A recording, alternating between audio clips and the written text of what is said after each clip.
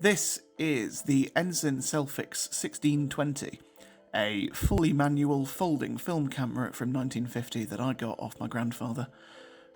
This is me loading film into it. I don't take this camera out very much. I hadn't taken it out for about 2 years before recording this video, because I just found it a little finicky to use, and I wasn't always in love with the results. But I pulled it out again because a friend of mine expressed interest in very old cameras and the pictures taken with them and a certain quality that they seem to have. And I couldn't really argue. And the worst thing you can do is talk about one of my hobbies, unfortunately, because I will make that your problem. So that's it loaded with film. This is the viewfinder, which often bashes against my glasses, but it's good fun. It's an interesting system. Here's me just out behind the Midland by the GMEX, as was, firing off a few shots. It's not, my finest work, but it's good for illustrative purposes.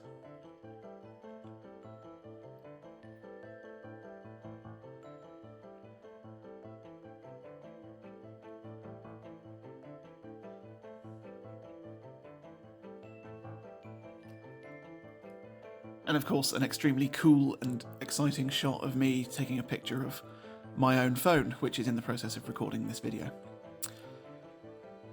A lot of these are just in here because, I really liked my outfit that day, and I need you all to see it.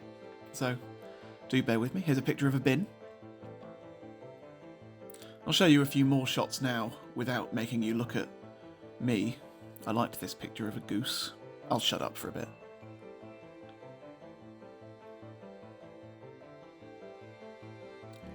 I'm going to talk a bit about how this camera works. First of all, you wind it on manually, keeping an eye through the back window to see when you've wound on to the next frame. Very easy to get that wrong. I have missed frames because of that.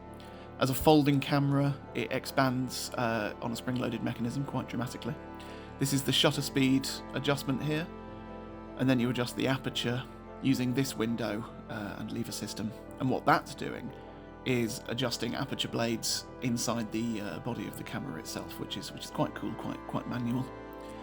You've got a depth of field gauge here. This isn't like an adjustment, but it helps you work out, based on your focusing, how much is going to be in focus. Focus is done with this ring, it's a bit stiff, but that's just on guessing the number of feet away. And then you cock the shutter like this, which is important because if you don't, then the camera will spike you in the finger, just to remind you that you've not done that. So all in all, 10 out of 10. I should take it out more often because actually the pictures are better than I thought, and it's fun to use.